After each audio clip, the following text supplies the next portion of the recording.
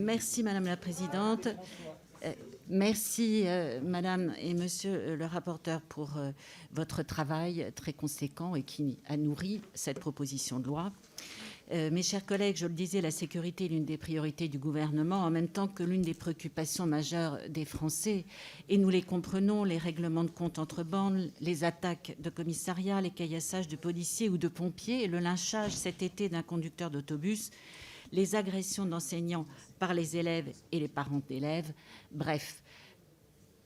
Et que dire, parce que là nous changeons d'échelle, des attaques récentes de Conflans-Sainte-Honorine ou de Nice. Nous avons la nécessité et l'obligation de mieux mobiliser nos forces de sécurité.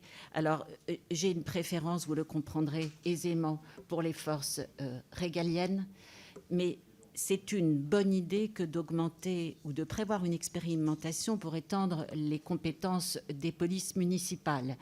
Et il est certain que nous devons mobiliser l'ensemble des forces disponibles et ne pas se priver de l'apport, je dirais, nécessairement plus modeste en cette matière des agents de sécurité.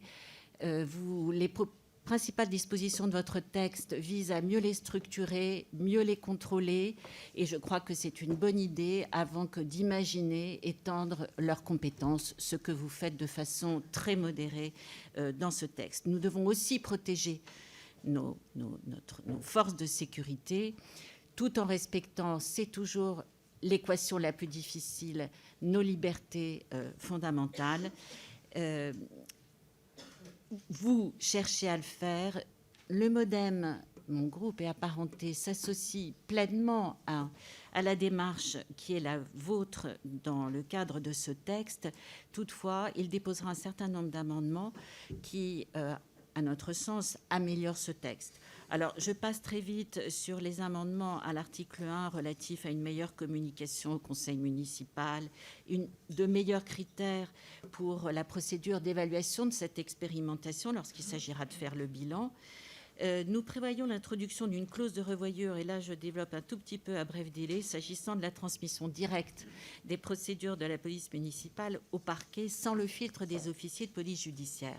À mon sens, cette transmission directe, elle se heurte à 3 obstacles. Le premier, c'est qu'il court-circuite les officiers de police judiciaire territorialement compétents qui perdent de fait leurs prérogatives de supervision et de contrôle.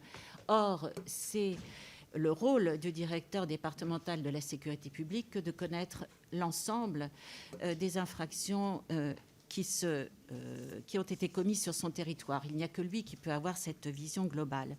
Le deuxième, et ça n'est pas rien, est que cette disposition entre en contradiction avec l'article 21.2 du Code de procédure pénale qui est toujours en vigueur, et qui prévoit que les agents de police municipale rendent compte immédiatement aux officiers de police judiciaire des infractions dont ils ont connaissance.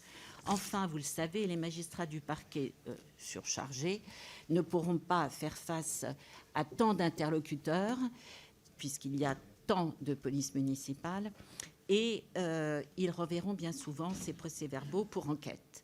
Nous avons des améliorations à proposer en matière de vidéoprotection. Bien sûr, il s'agit pour nous de sécuriser le stockage et le traitement des données captées par des caméras individuelles, tant en termes de confidentialité que d'intégrité.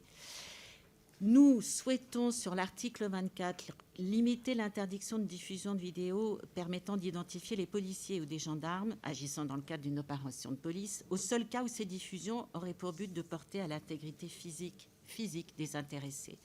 Prévoir aussi les atteintes à l'intégrité psychique nous paraît porter une atteinte disproportionnée à la liberté d'expression, à la libre circulation de l'information et au contrôle des citoyens par l'emploi des forces de l'ordre. Sur l'article 25, j'ai conscience que cette disposition fait débat, y compris au sein de mon groupe. Je fais partie de ceux qui ne sont pas favorables à ce qu'un policier ou un gendarme hors service puisse s'imposer dans un établissement recevant du public en conservant son arme de service. Nous craignons une banalisation du port d'armes, aujourd'hui au profit de la police nationale, demain au profit des policiers municipaux et des agents privés de sécurité, après-demain à tout titulaire régulier d'un port d'armes.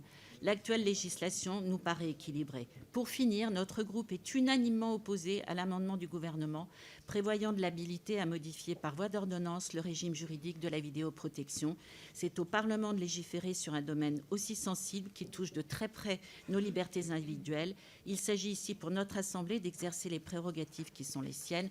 Et si vous me permettez un dernier mot, je crains que ce ne soit aussi une condition du vote définitif de mon groupe. Je vous remercie.